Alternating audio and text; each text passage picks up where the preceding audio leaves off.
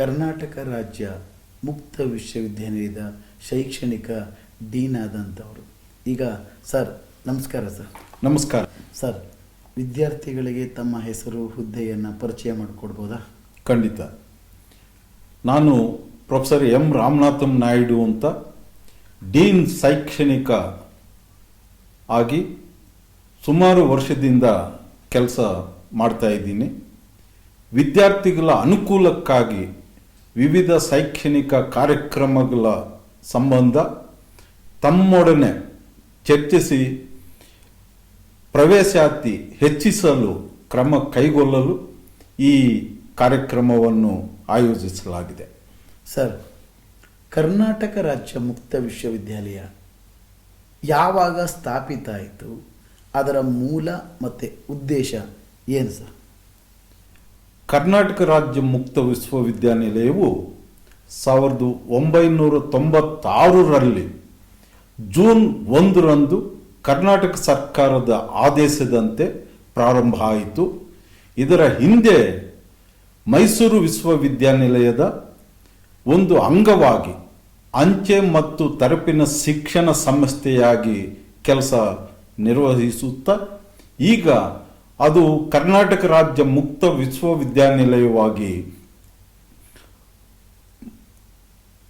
ಬದಲಾವಣೆ ಆಗಿದೆ.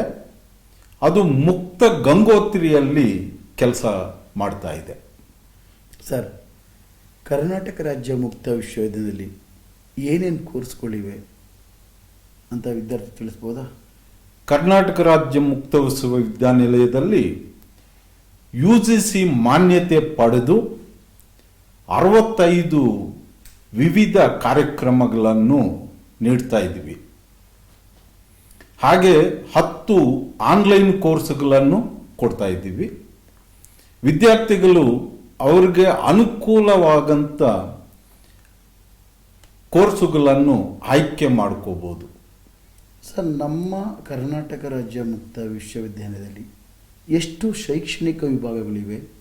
ಆ ಶೈಕ್ಷಣಿಕ ವಿಭಾಗಗಳಲ್ಲಿ ಪ್ರಾಧ್ಯಾಪಕರು ಯಾವ ರೀತಿ ಕಾರ್ಯವನ್ನು ನಿರ್ವಹಿಸ್ತಾರೆ ಸರ್? ನಮ್ಮ ವಿಶ್ವವಿದ್ಯಾನಿಲಯದಲ್ಲಿ ನುರಿತ ಪ್ರಾಧ್ಯಾಪಕರು 138 ಜನ ಇದ್ದಾರೆ. 32 ವಿಭಾಗಗಳು ಕೆಲಸ ಮಾಡ್ತಾ ಇದ್ದಾವೆ. ಆ ಎಲ್ಲ ಪ್ರಾಧ್ಯಾಪಕರು ನಮ್ಮ ವರ್ಕು ಇಲ್ಲಿ ಓಪನ್ ಯೂನಿವರ್ಸಿಟಿನಲ್ಲಿ ಏನು ಕೆಲಸ ಅಂದರೆ SLM ಅಂದರೆ ಸೆಲ್ಫ್ ಲರ್ನಿಂಗ್ ಮೆಟೀರಿಯಲ್, ಸ್ವಯಂ ಬೋಧನಾ ಸಿದ್ಧಪಾಠಗಳನ್ನು ಸಿದ್ಧಪಡಿಸ್ತಾರೆ. ಅವು ವಿದ್ಯಾರ್ಥಿಗಳಿಗೆ ಆಯಾ ಕೋರ್ಸ್ಗೆ ಸಂಬಂಧಪಟ್ಟ ವಿದ್ಯಾರ್ಥಿಗಳಿಗೆ ತಲುಪಿಸ್ತೀವಿ. ಆಮೇಲೆ ಕೌನ್ಸಿಲಿಂಗ್ ಮಾಡ್ತೀವಿ. ಅದರ ಸಂಬಂಧ ಅದು ಸಾಂಪ್ರದಾಯಿಕ ವಿಶ್ವವಿದ್ಯಾನಿಲಯಗಳಲ್ಲಿ ದಿನನಿತ್ಯ ಪಾಠ ಪ್ರವಚನಗಳು ಇರ್ತವೆ. ನಮ್ಮಲ್ಲಿ ವರ್ಷಕ್ಕೆ 1 ಬಾರಿ ಮಾತ್ರ ಪಾಠ ಪ್ರವಚನ ಇರುತ್ತೆ. ಸರ್, ಕರ್ನಾಟಕ ರಾಜ್ಯ ಮುಕ್ತ ವಿಶ್ವವಿದ್ಯಾಲಯ ವಿವಿಧ ರೀತಿಯಲ್ಲಿ ಕೆಲಸವನ್ನು ಕಾರ್ಯವೈಖರಿಯನ್ನು ಮಾಡುತ್ತೆ. ನಮ್ಮಲ್ಲಿ ಎಷ್ಟು ಪ್ರಾದೇಶಿಕ ಕೇಂದ್ರಗಳಿದೆ, ಎಷ್ಟು ಕಲಿಕಾ ಕೇಂದ್ರಗಳಿದೆ, ಇದು ಯಾವ ರೀತಿ ಕೆಲಸ ಮಾಡುತ್ತೆ ಅನ್ನೋದ್ರ ಬಗ್ಗೆ ತಿಳಿಸ್ಕೊಡ್ತೀರಾ? ನಾವು UGC ನಿಯಮದಂತೆ 3 ಟೈರ್ ಸಿಸ್ಟಮ್. ನಾವು ಕಲಿಕಾರ್ಥಿಗಳಿಗೆ ಅವರ ಇರುವ ಕಡೆನೆ ದೂರ ಶಿಕ್ಷಣ ಒದಗಿಸುವ ನಿಟ್ಟಿನಲ್ಲಿ ರಾಜ್ಯದಾದ್ಯಂತ 38 ಪ್ರಾದೇಶಿಕ ಕೇಂದ್ರಗಳನ್ನು ಸ್ಥಾಪಿಸಿ ಅಲ್ಲಲ್ಲೇ ಪ್ರವೇಶಾತಿ ಪ್ರಕ್ರಿಯೆಯನ್ನು ಅಲ್ಲೇ ನಡೆಯುತ್ತೆ. ಸಿದ್ಧಪಾಠಗಳು ಅಲ್ಲೇ ಸಿಗುತ್ತೆ, ID ಕಾರ್ಡು ಅಲ್ಲೇ ಸಿಗುತ್ತೆ. ಹಾಗೆ ಪಾಠ ಪ್ರವಚನಗಳಿಗಾಗಿ ಕಲಿಕಾರ್ಥಿ ಸಹಾಯ ಕೇಂದ್ರಗಳನ್ನು 118 ಸ್ಥಾಪಿಸಿದ್ದೀವಿ. ಹಾಗೆ ಕೆಲವು ಕಡೆ ಜೈಲುಗಳಲ್ಲೂ ನಾವು ಕಲಿಕಾರ್ಥಿ ಸಹಾಯ ಕೇಂದ್ರಗಳನ್ನು ಸ್ಥಾಪಿಸಿದ್ದೀವಿ. ಮಹಿಳೆಯರಿಗೆ ಪ್ರತ್ಯೇಕವಾಗಿ ಮಹಿಳಾ ಪ್ರಾದೇಶಿಕ ಕೇಂದ್ರವನ್ನು ಬೆಂಗಳೂರಲ್ಲಿ ಸ್ಥಾಪಿಸಿದ್ದೀವಿ.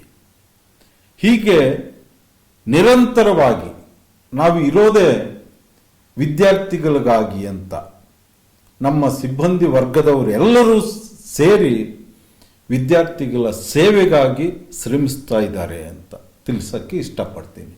ಸರ್, ನಮ್ಮ ಒಂದು ಕುತೂಹಲದ ಪ್ರಶ್ನೆ ಇದು. ಇಲ್ಲಿವರೆಗೂ ಕರ್ನಾಟಕದಲ್ಲಿ ಕರ್ನಾಟಕ ರಾಜ್ಯ ಮುಕ್ತ ವಿಶ್ವವಿದ್ಯಾಲಯದಿಂದ ಡಿಗ್ರಿಯನ್ನು ಪಡೆದು ಉತ್ತೀರ್ಣರಾಗಿರತಕ್ಕಂಥ ಒಟ್ಟು ವಿದ್ಯಾರ್ಥಿಗಳು ಎಷ್ಟಿರ್ಬೋದು? ಲಕ್ಷಾಂತರ ವಿದ್ಯಾರ್ಥಿಗಳಿದ್ದಾರೆ. ಈಗ ನಾನು ಸಮಾಜಕ್ಕೆ ಏನು ಮಾಹಿತಿ ಕೊಡ್ತೀನಿ ಅಂತ ಅಂದರೆ,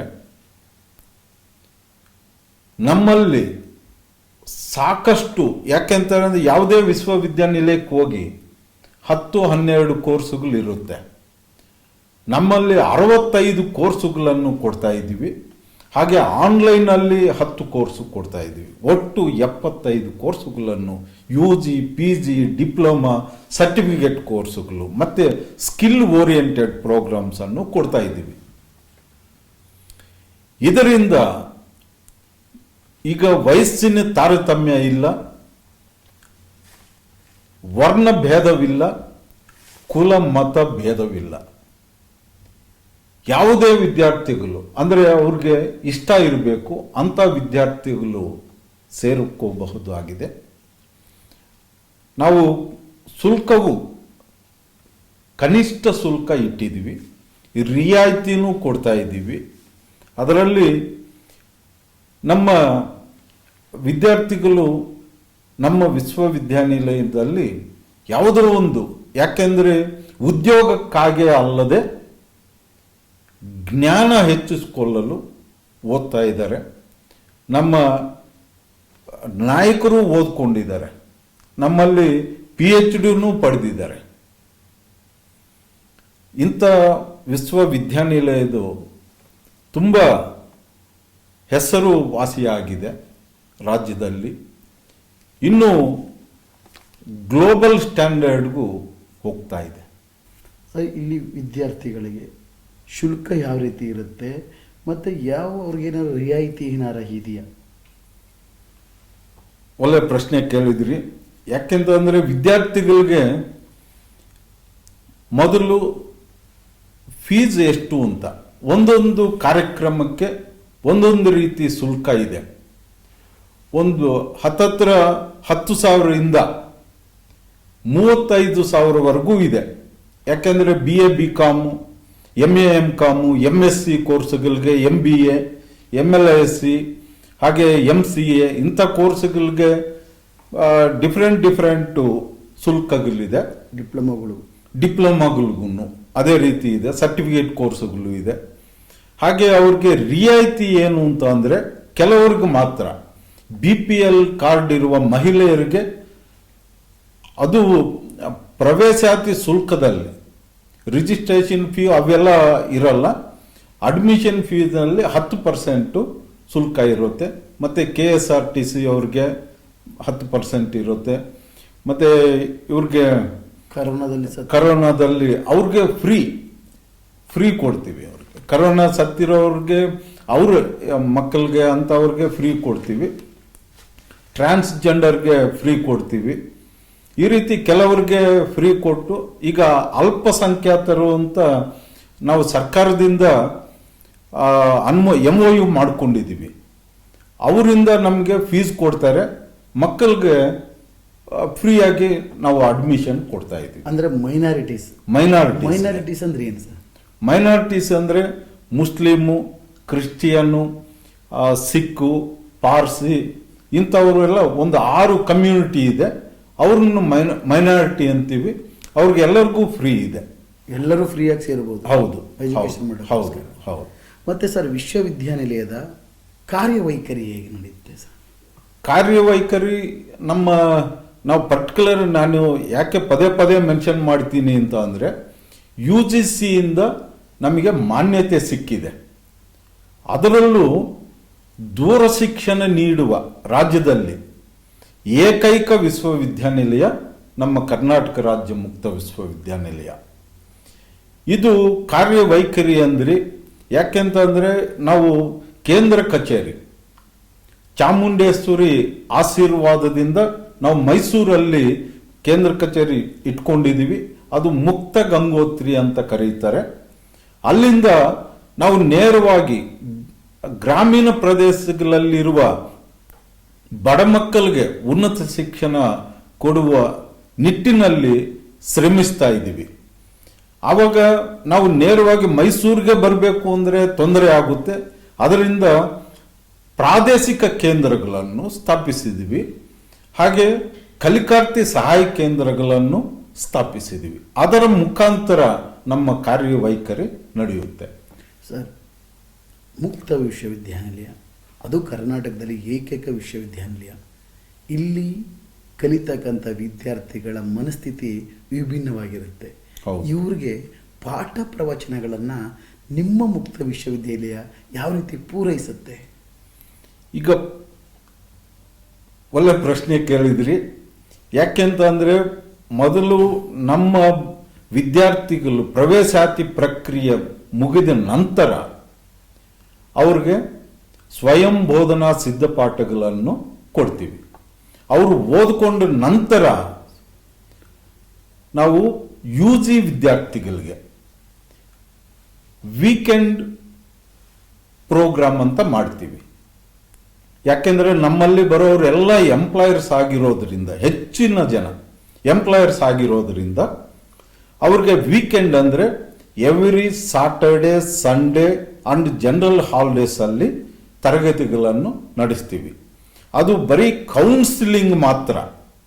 ನಾವು ನೇರವಾಗಿ ಪಾಠ ಪ್ರಾರಂಭದಿಂದ ಕೊನೆವರೆಗೂ ಮಾಡೋಕ್ಕಾಗಲ್ಲ. ಕೌನ್ಸಿಲಿಂಗ್ ಮಾಡ್ತೀವಿ. ಸಿದ್ಧಪಾಠಗಳು ನೀವು ಓದ್ಕೊಂಡು ಬಂದರೆ ನಿಮಗೆ ಎಲ್ಲೆಲ್ಲಿ ಅನುಮಾನ ಇರುತ್ತೋ ಅಲ್ಲಿ ನಮ್ಮ ಕಲಿಕಾರ್ಥಿ ಸಹಾಯ ಕೇಂದ್ರಗಳಲ್ಲಿ ವೀಕೆಂಡ್ ಪ್ರೋಗ್ರಾಮ್ ಮಾಡ್ತೀವಿ. ಇನ್ನು PG ವಿದ್ಯಾರ್ಥಿಗಳಿಗೆ ನಾವು ನಿಗದಿಪಡಿಸಿರುವ, ಅಂದರೆ ವಿಶ್ವವಿದ್ಯಾನಿಲಯ ನಿಗದಿಪಡಿಸಿರುವ ಕೇಂದ್ರಗಳಲ್ಲಿ ಒಂದು ರಾಜ್ಯದಲ್ಲಿ 5-6 ಕೇಂದ್ರಗಳನ್ನು ನಿಗದಿಪಡಿಸಿ ಅಲ್ಲಲ್ಲಿ ಸಂಪರ್ಕ ಕಾರ್ಯಕ್ರಮಗಳನ್ನು ಮಾಡ್ತೀವಿ. 6 ದಿನ ಕಾರ್ಯಕ್ರಮಗಳನ್ನು ಮಾಡ್ತೀವಿ. ಹಾಗೆ ಆನ್ಲೈನ್ನಲ್ಲೂ ತರಗತಿಗಳನ್ನು ತಗೊಳ್ತೀವಿ. ಫೇಸ್ ಟು ಫೇಸು ಇರುತ್ತೆ, ಆನ್ಲೈನು ಇರುತ್ತೆ. ಸರ್, ವಿದ್ಯಾರ್ಥಿಗಳು ಪ್ರಮುಖವಾಗಿ ಎದುರಿಸ್ತಕ್ಕಂಥದ್ದು ಅಸೈನ್ಮೆಂಟ್. ಈ ಅಸೈನ್ಮೆಂಟನ್ನು ಯಾವ ರೀತಿ ಬರೀಬೇಕು, ಯಾವ ರೀತಿ ಅಪ್ಲೋಡ್ ಮಾಡಬೇಕು, ಅದು ಒಂದು ಸ್ವಲ್ಪ ಏನಾದರೂ ವಿವರವಾಗಿ ತಿಳಿಸ್ಬೋದಾ? ಖಂಡಿತ. ಯಾಕೆಂದರೆ ವಿದ್ಯಾರ್ಥಿಗಳಿಗೆ ನಮ್ಮ ಪರೀಕ್ಷಾ ವಿಧಾನ ಅಂದರೆ ಥಿಯರಿ 80 ಮಾರ್ಕ್ಗಿರುತ್ತೆ, ಅಸೈನ್ಮೆಂಟ್ಸು 20 ಮಾರ್ಕ್ಗಳಿಗೆ ಇರುತ್ತೆ. ಅದು ನಿಮ್ಮ ಜೋಬಿನಲ್ಲಿದ್ದಂಗೆ 20 ಮಾರ್ಕ್. ನಾವು ನಿಮಗೆ SLM ಕೊಟ್ಟ ನಂತರ ನಾವು ವಿವಿಧ ವಿಭಾಗಗಳಿಂದ, ಅಂದರೆ ಡೀನ್ ಶೈಕ್ಷಣಿಕ ವಿಭಾಗವು ಪ್ರಶ್ನೆಗಳನ್ನು ತರಿಸ್ಕೊಂಡು ನಮ್ಮ KSOU ಆ್ಯಪಲ್ಲಿ ಅಪ್ಲೋಡ್ ಮಾಡ್ತೀವಿ.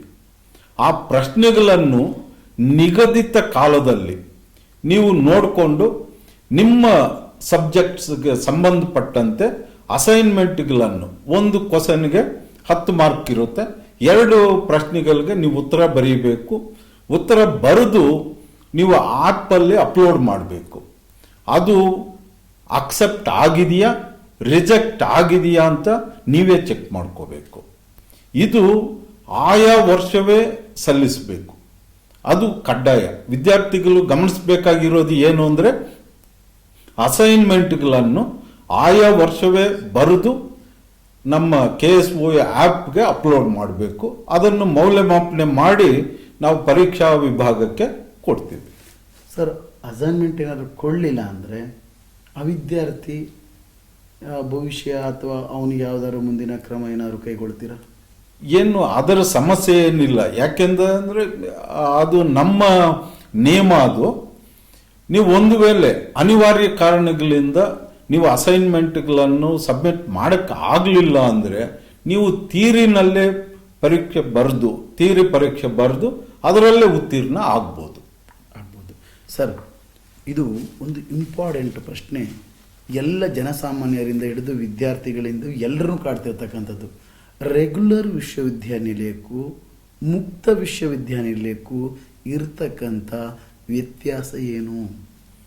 ಈಗ ಸಾಂಪ್ರದಾಯಿಕ ವಿಶ್ವವಿದ್ಯಾನಿಲಯಗಳು ಮತ್ತೆ ಮುಕ್ತ ವಿಶ್ವವಿದ್ಯಾನಿಲಯಗಳು. ಹೌದು ಸರ್. ಈಗ ನಮ್ಮ ದೇಶದಲ್ಲಿ ಮುಕ್ತ ವಿಶ್ವವಿದ್ಯಾನಿಲಯಗಳು 18 ಇದ್ದಾವೆ. ಸಾಂಪ್ರದಾಯಿಕ ವಿಶ್ವವಿದ್ಯಾನಿಲಯಗಳು ಸಾಕಷ್ಟಿದ್ದಾವೆ. ಆದರೆ ಪದವಿ ಪ್ರಮಾಣ ಪತ್ರ ನೀಡುವುದರಲ್ಲಿ ಯಾವುದೇ ವ್ಯತ್ಯಾಸ ಇಲ್ಲ. UGC ನಿಯಮ ಇದೆ. ಅದರಂತೆ ನಮ್ಮ ದೂರ ಶಿಕ್ಷಣ ಕೊಡ್ತೀವಲ್ಲ ಮುಕ್ತ ವಿಶ್ವವಿದ್ಯಾನಿಲಯದಲ್ಲಿ ನಾವು ಸೀಟ್ಸು ಲಿಮಿಟ್ ಇಲ್ಲ. ಆದರೆ BEd ಮತ್ತು MBA ಬಿಟ್ಟರೆ ಉಳಿದ ಕೋರ್ಸ್ಗಳಿಗೆಲ್ಲರಿಗೂ ಎಷ್ಟು ಜನ ಆದರೂ ಸೇರಬಹುದು. ಆದರೆ ಸಾಂಪ್ರದಾಯಿಕ ವಿಶ್ವವಿದ್ಯಾನಿಲಯಗಳಲ್ಲಿ ಲಿಮಿಟ್ ಇದೆ, ಏಜ್ ಲಿಮಿಟ್ ಇದೆ, ಸೀಟ್ಸು ಲಿಮಿಟ್ ಇದೆ. ನಮ್ಮಲ್ಲಿ ನಮ್ಮ ಮುಕ್ತ ವಿಶ್ವವಿದ್ಯಾನಿಲಯದಲ್ಲಿ ವಿಶಿಷ್ಟತೆ ಏನು ಅಂದರೆ, ಒಂದು ಕುಟುಂಬದಲ್ಲಿ ತಂದೆ ತಾಯಿ ಮಗ ಮಗಳು ಎಲ್ಲ ಒಂದೇ ಕೋರ್ಸನ್ನು ಓದಬಹುದು, ಒಟ್ಟಿಗೆ ಡಿಗ್ರಿ ಪಡೆಯಬಹುದು. ಸಾಕಷ್ಟು ಆ ಅನುಕೂಲ ಇದೆ ಸರ್. ಮುಕ್ತ ವಿಶ್ವವಿದ್ಯಾನಿಲಯಕ್ಕೂ ರೆಗ್ಯುಲರ್ ವಿಶ್ವವಿದ್ಯಾಲಯಕ್ಕೂ ಸಾಕಷ್ಟು ವ್ಯತ್ಯಾಸ ಇದೆ. ರೆಗ್ಯುಲರ್ ವಿಶ್ವವಿದ್ಯಾಲಯದಲ್ಲಿ ವಿದ್ಯಾರ್ಥಿಗಳಿಗೆ ಬೇಗ ಎಲ್ಲ ಇನ್ಫಾರ್ಮೇಷನ್ ಸಿಗುತ್ತೆ. ಎಕ್ಸಾಮ್ ಯಾವಾಗ, ಪರೀಕ್ಷೆ ಯಾವಾಗ, ಫೀಸ್ ಕಟ್ಟೋದು ಯಾವಾಗ, ನಾವು ಯಾವಾಗ ಅಸೈನ್ಮೆಂಟ್ ಅವ್ರಿಗೆ ಕೊಡಬೇಕೆಲ್ಲವೂ ಸಿಗುತ್ತೆ. ಆದರೆ ಮುಕ್ತ ವಿಶ್ವವಿದ್ಯಾಲಯದಲ್ಲಿ ಇದೆಯಲ್ಲ, ಅದು ವಿದ್ಯಾರ್ಥಿಗಳು ಕೆಲಸ ಮಾಡ್ತಿರ್ತಾರೆ, ತುಂಬ ದೂರದಲ್ಲಿರ್ತಾರೆ, ಅವ್ರಿಗೆ ಭಯಂಕರವಾದ ತೊಂದರೆಗಳಿರ್ತದೆ. ಆ ಕುಂದುಕೊರತೆಗಳನ್ನು ನೀವು ಯಾವ ರೀತಿ ನಿವಾರಿಸ್ತೀರಾ, ಕ್ರಮ ಕೈಗೊಂಡಿದ್ದೀರಿ? ಅದು ವಿದ್ಯಾರ್ಥಿಗಳಿಗೆ ತಾವು ಹೇಳ್ದಂಗೆ ಸಮಸ್ಯೆಗಳಿರುತ್ತೆ. ಯಾಕೆಂದರೆ ಗೃಹಿಣಿಯರು ನಮ್ಮಲ್ಲಿ ಓದ್ತಾ ಇರ್ತಾರೆ, ಮನೆಯಲ್ಲಿ ಇದ್ದುಕೊಂಡೇ ಓದ್ತಾ ಇರೋದರಿಂದ ಅವ್ರಿಗೆ ಸರಿಯಾದ ಮಾಹಿತಿ ನಮ್ಮ ವೆಬ್ಸೈಟ್ ನೋಡಬೇಕು. ಮತ್ತು ನಮ್ಮ ಸ್ಟುಡಿಯೋದಿಂದ ಯೂಟ್ಯೂಬ್ ಚಾನಲ್ ಇದೆ, ಅದನ್ನು ಪರಿಶೀಲಿಸಬಹುದು. ಆದರೆ ಅವ್ರಿಗೆ ಕಮ್ಯುನಿಕೇಷನ್ ಹೇಗೆ ಕೊಡೋದು, ಅವರ ಸಮಸ್ಯೆಗಳಿಗೆ ಹೇಗೆ ಸ್ಪಂದಿಸ್ತಾರೆ ಅನ್ನೋದು, ಅದು ಒಂದು ಸೆಲ್ಲನ್ನು ಇಟ್ಟಿದ್ದೀವಿ, ಗ್ರೀವೆನ್ಸ್ ಸೆಲ್ ಅಂತ. ಸಾಕಷ್ಟು ಜನ, ಒಂದು 10-12 ಜನ ಸಿಬ್ಬಂದಿಗಳಿದ್ದಾರೆ. ಆ ಸೆಲ್ಗೆ ಫೋನ್ ಮಾಡಿದರೆ ಎಲ್ಲ ಮಾಹಿತಿಯನ್ನು ಕೊಡ್ತಾರೆ. ಪ್ರತಿ ವಿದ್ಯಾರ್ಥಿಗಳಿಗೂ ವಾಟ್ಸಪ್ ಗ್ರೂಪ್ ಏನಾರು ಇದೆಯಾ, ಅಥವಾ ಅವ್ರಿಗೆ ಇನ್ಫಾರ್ಮೇಷನ್ ಸಿಗುತ್ತಾ ಪಾಠ ಪ್ರವಚನಗಳದ್ದು? ಆಯಾ ವಿಭಾಗದ ಮುಖ್ಯಸ್ಥರುಗಳು ಆ ಸ್ಟೂಡೆಂಟ್ಸು ಆಯಾ ವರ್ಷದ್ದು ಸೈಕಲ್ ವೈಸ್ ಒಂದು ಗ್ರೂಪ್ ಮಾಡಿಕೊಂಡಿದ್ದಾರೆ. ಆ ಗ್ರೂಪ್ ಮಾಡಿಕೊಂಡು ಅವರು ಕಮ್ಯುನಿಕೇಷನ್ ಮಾಡ್ತಾ ಇರ್ತಾರೆ. ಇಂಥ ಟೈಮಲ್ಲಿ ಕ್ಲಾಸ್ ನಡೆಯುತ್ತೆ, ಇಂಥ ಟೈಮಲ್ಲಿ ಪ್ರಾಕ್ಟಿಕಲ್ಸ್ ಇರುತ್ತೆ, ಇಂಥ ಟೈಮಲ್ಲಿ ಅಸೈನ್ಮೆಂಟ್ಸು ನೀವು ಅಪ್ಲೋಡ್ ಮಾಡಬೇಕು ಅಂತ ಎಲ್ಲ ಮಾಹಿತಿಗಳನ್ನು ಕೊಡ್ತಾ ಇರ್ತೀವಿ. ಸರ್, ವಿಶ್ವವಿದ್ಯಾನಿಲಯ ಅಂದರೆ ಎಲ್ಲ ಚಟುವಟಿಕೆಗಳು ಇರಬೇಕು.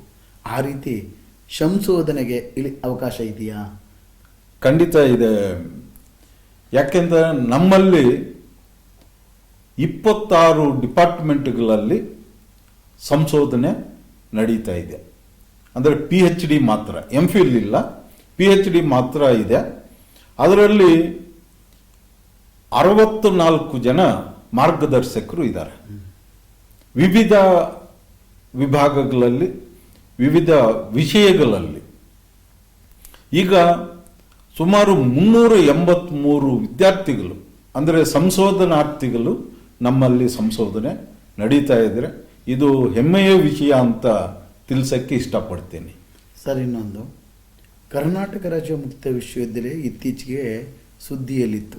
ಏನಂತ ಹೇಳಿದ್ರೆ, ವಿಶ್ವವಿದ್ಯಾಲಯದಲ್ಲಿ ಸ್ಪರ್ಧಾತ್ಮಕ ತರಬೇತಿಯನ್ನು ನಡೆಸ್ತಾರೆ ಅಂತೇಳಿ, ಮತ್ತು ಇಲ್ಲಿ ತರಬೇತಿಯನ್ನು ಪಡೆದಂಥ ಎಷ್ಟೋ ವಿದ್ಯಾರ್ಥಿಗಳು IAS, KS ದೊಡ್ಡ ದೊಡ್ಡ ಹುದ್ದೆಗಳಿಗೆ ಹೋಗಿದ್ದಾರೆ ಅಂತ. ಈ ಸ್ಪರ್ಧಾತ್ಮಕ ಪರೀಕ್ಷೆಗಳ ಒಂದು ತರಬೇತಿಯನ್ನು ಯಾವ ರೀತಿ ನಡೆಸ್ತೀರಿ? ಯಾರ್ಯಾರು ಇಲ್ಲಿಗೆ ಪ್ರವೇಶಾತಿಯನ್ನು ಪಡ್ಕೋಬೇಕು, ಹೇಗೆ ಬರಬೇಕು ಸರ್?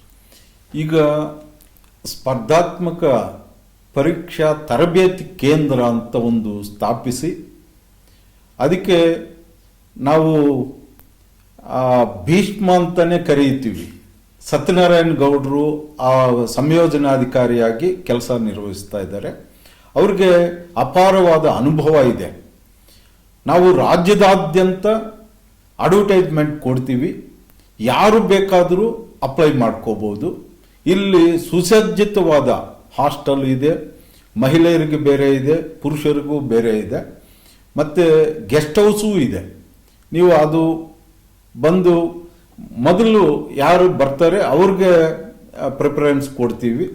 ಬಂದು ಇಲ್ಲಿ ಇದ್ದು ನೀವು ತರಬೇತಿ ಹೇಗೆ ಅಂತಂದರೆ, ಆಯ್ಕೆ ಆಗಿರುವ ವಿದ್ಯಾರ್ಥಿಗಳಿಗೆ ಮೊದಲನೇ ದಿವಸ ಸನ್ಮಾನ್ಯ ಕುಲಪತಿಗಳ ಆದೇಶದ ಮೇರೆಗೆ ಅವರಿಗೆ ಒಂದು ಮೋಟಿವೇಶನ್ ಅನ್ನು ಕೊಡಿಸ್ತೀವಿ.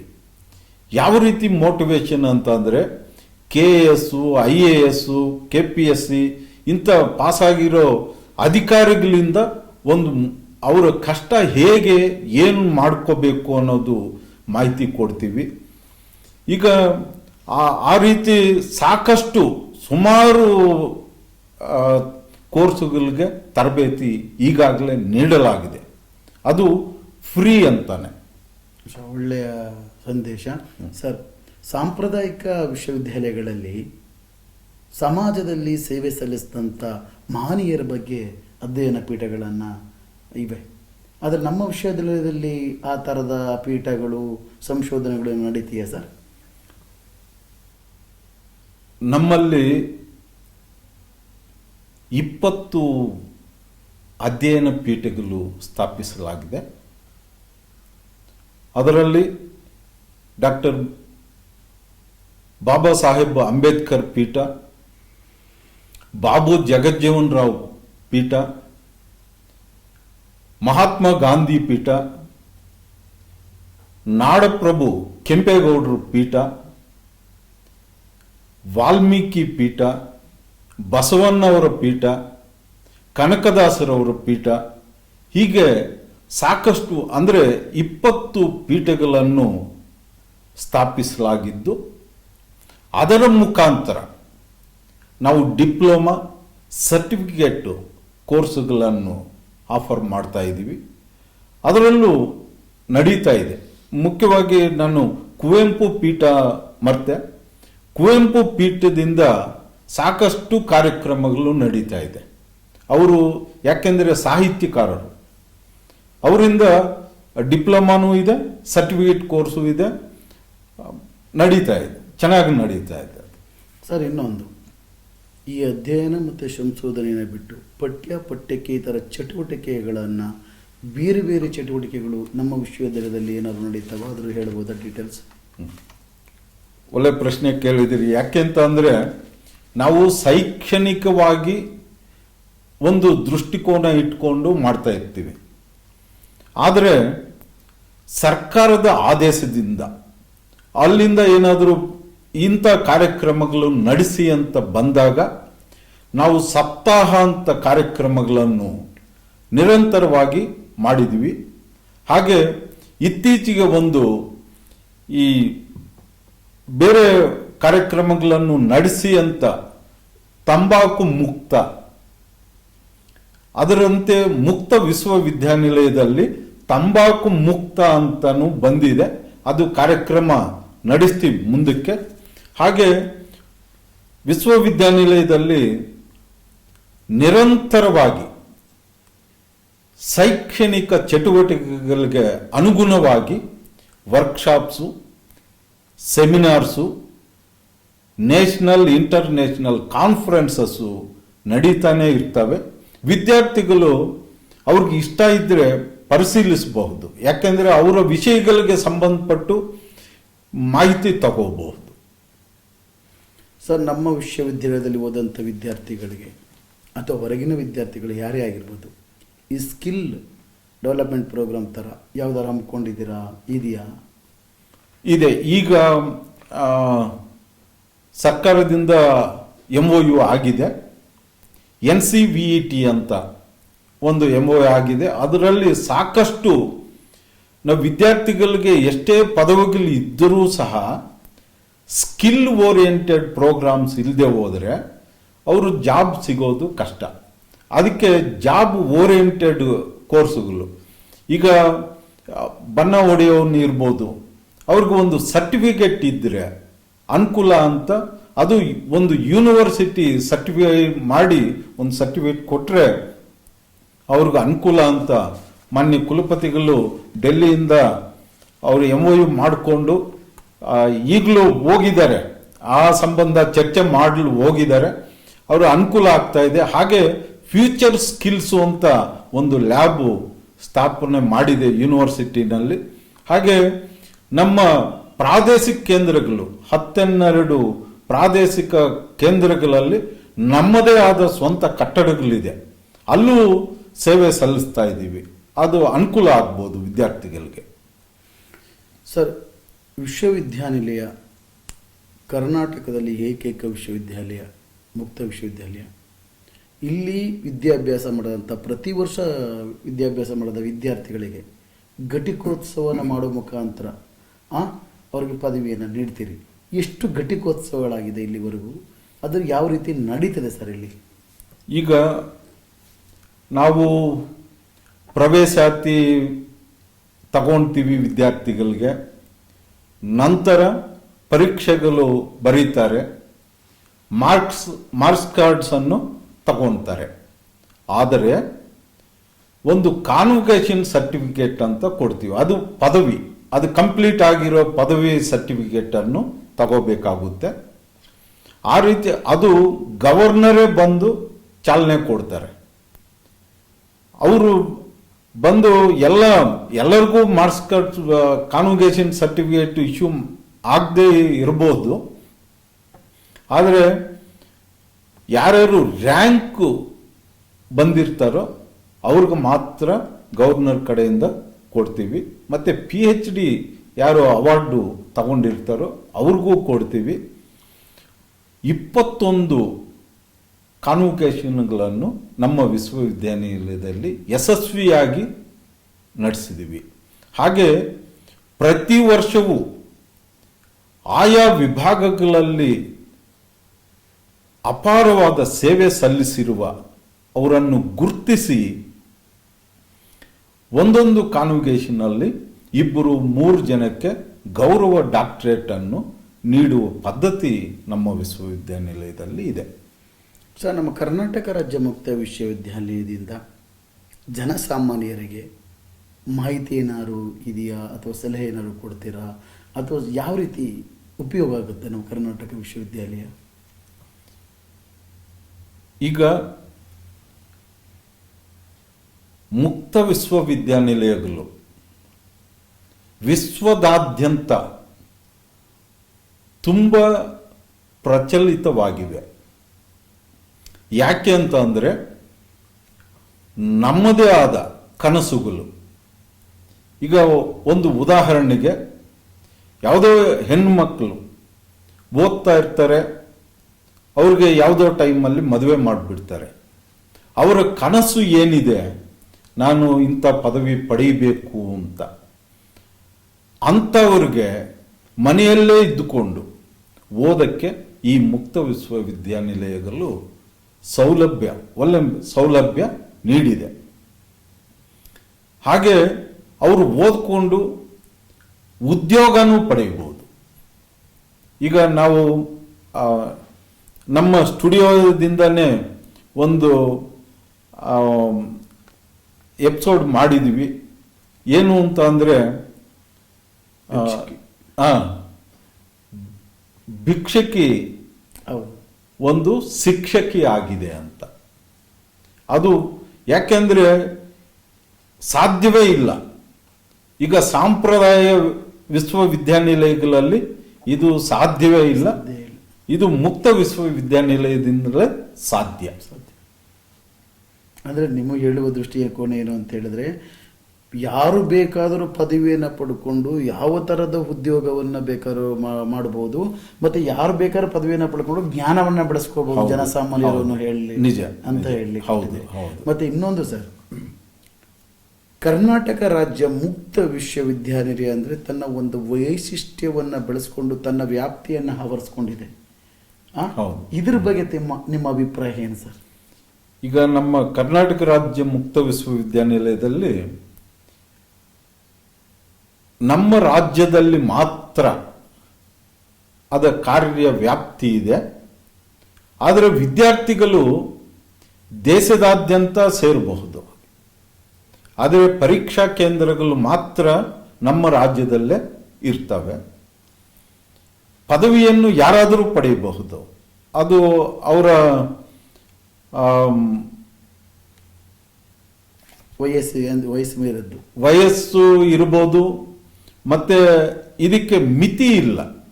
ಯಾಕೆಂದ್ರೆ ಪದವಿ ಪಡೆದು ನಾನು ಉದ್ಯೋಗಕ್ಕಾಗಿ ಅಂತ ಇಲ್ಲ, ಇಲ್ಲಿ ಜ್ಞಾನಕ್ಕಾಗಿನೂ ಓದೋರು ಸಾಕಷ್ಟು ಜನ ಇದ್ದಾರೆ. ಡಿಗ್ರಿಯ ಮಾಸ್ಟರ್ ಡಿಗ್ರಿಗೆ ಡಿಗ್ರಿ ಆಗಿರಲೇಬೇಕು. ನಿಜ. ಯಾಕೆಂದ್ರೆ ಹಿಂದೆ ನಮ್ಮ ಮುಕ್ತ ವಿಶ್ವವಿದ್ಯಾನಿಲಯ ಅಂದರೆ 18 ವರ್ಷ ಮುಗಿದವ್ರಿಗೆ ಡಿಗ್ರಿ ಕೊಡ್ತಾ ಇದ್ದೀವಿ, 21 ವರ್ಷ ಮುಗಿದವ್ರಿಗೆ ನೇರವಾಗಿ PGನೂ ಕೊಡ್ತಾ ಇದ್ದೀವಿ. ಅದು ಕೆಲವು ಕಾರಣಗಳಿಂದ ಆ ರೀತಿ ಯಾಕೆ ಅಂತ ಅಂದರೆ ಏನು ಬೇಸಿಲ್ಲದೆ 10th ಕ್ಲಾಸ್ ಓದಿರೋರಿಗೆ ಡಿಗ್ರಿ ನೇರವಾಗಿ ಕೊಟ್ಟರೆ ಸರಿ ಇರಲ್ಲ ಅಂತ ಈಗ PUC ಕಂಪಲ್ಸರಿ, ಡಿಗ್ರಿಗೆ PUC ಕಂಪಲ್ಸರಿ ಮಾಡಿದ್ದಾರೆ. PGಗೆ ಡಿಗ್ರಿ ಆಗಿರಬೇಕು. ಆದರೆ ಈಗ MA ಹಿಸ್ಟ್ರಿ ಓದಬೇಕು ಅಂದರೆ ಡಿಗ್ರಿನಲ್ಲಿ ಹಿಸ್ಟ್ರಿ ಓದಿರಬೇಕು ಅಂತ ನೇಮ ಇಲ್ಲ. ಎನಿ ಡಿಗ್ರಿ ಅಂತ ಕೊಡ್ತೀವಿ. ಅದು ನಮ್ಮ ಮುಕ್ತ ವಿಶ್ವವಿದ್ಯಾನಿಲಯದಲ್ಲಿ ವಿಶಿಷ್ಟತೆ. ಸರ್, ಇನ್ನೊಂದು, ನಮ್ಮ ಮುಕ್ತ ವಿಶ್ವವಿದ್ಯಾಲಯದಲ್ಲಿ ಇತ್ತೀಚೆಗೆ ಆನ್ಲೈನ್ ಕೋರ್ಸ್ ಅಂತ ಮಾಡಿದ್ದೀರಿ. ಇದ್ರ ಬಗ್ಗೆ ತಾವೇನಾದ್ರು ಮಾಹಿತಿ ಕೊಡ್ಬೋದಾ? ಆನ್ಲೈನ್ 10 ಕೋರ್ಸ್ಗಳಿದೆ. BA BCom ಇದೆ, ಮತ್ತೆ MA ಕೋರ್ಸ್ಗಳು 8 ಕೊಟ್ಟಿದ್ದಾರೆ. ಅದು ದೇಶ ಅಲ್ಲ, ವಿದೇಶಗಳಲ್ಲೂ ನಮ್ಮಲ್ಲಿ ಸೇರಬಹುದಾಗಿದೆ. ಇನ್ನು ಹೆಚ್ಚು ಆನ್ಲೈನ್ ಮಾಡೋಕ್ಕೇನೆ ವಿದ್ಯಾರ್ಥಿಗಳು ಇದು ತೋರಿಸ್ತಾ ಇದ್ದಾರೆ, ಇಂಟ್ರೆಸ್ಟ್ ತೋರಿಸ್ತಾ ಇದ್ದಾರೆ, ಆಸಕ್ತಿ ತೋರಿಸ್ತಾ ಇದ್ದಾರೆ. ಅಂಥವ್ರಿಗೆ ಅನುಕೂಲ ಆಗುತ್ತೆ. ಅವ್ರಿಗೆ ಆನ್ಲೈನಲ್ಲೇ ಕ್ಲಾಸು, ಆನ್ಲೈನಲ್ಲೇ ಪರೀಕ್ಷೆ ನಡೆಯುತ್ತೆ. ಅಂದ್ರೆ ಆ ವಿದ್ಯಾರ್ಥಿ ಒಂದು ಸಲ ಅಡ್ಮಿಷನ್ ಆಗೋದು ಆನ್ಲೈನಲ್ಲೇ ಕ್ಲಾಸು, ಆನ್ಲೈನಲ್ಲೇ ಅವನ ಪರೀಕ್ಷಾ ಪ್ರವಚನಗಳು, ಆನ್ಲೈನಲ್ಲೇ ಪರೀಕ್ಷೆಗಳು ನಡೀತೀರಿ. ನಿಜ ನಿಜ. ಹೌದು.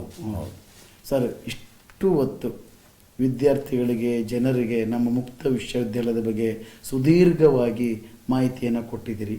ಕೊನೆಯದಾಗಿ ವಿದ್ಯಾರ್ಥಿಗಳಿಗೆ, ಇವಾಗ ಅವರು ಓದ್ತಿದ್ದಾರೆ, ಸ್ಟಡಿ ಮಾಡ್ತಿದ್ದಾರೆ ನಮ್ಮ ವಿಶ್ವವಿದ್ಯಾಲಯದಲ್ಲಿ, ಅವರಿಗೆ ತಮ್ಮ ಸಲಹೆ ಸೂಚನೆಗಳನ್ನು ಕೊಡಿ. ನಾನು ಡೀನ್ ಶೈಕ್ಷಣಿಕವಾಗಿ ವಿದ್ಯಾರ್ಥಿಗಳಿಗೆ, ನಾವು ವಿದ್ಯಾರ್ಥಿಗಳು ಅನ್ನಲ್ಲ, ಕಲಿಕಾರ್ಥಿಗಳು ಅಂತೀವಿ. ಕಲಿಕಾರ್ಥಿಗಳಿಗೆ ಒಂದು ಸಂದೇಶ ಏನು ಅಂತ ಅಂದರೆ, ನೀವು ಮೊಬೈಲನ್ನು ದೂರ ಇಟ್ಟು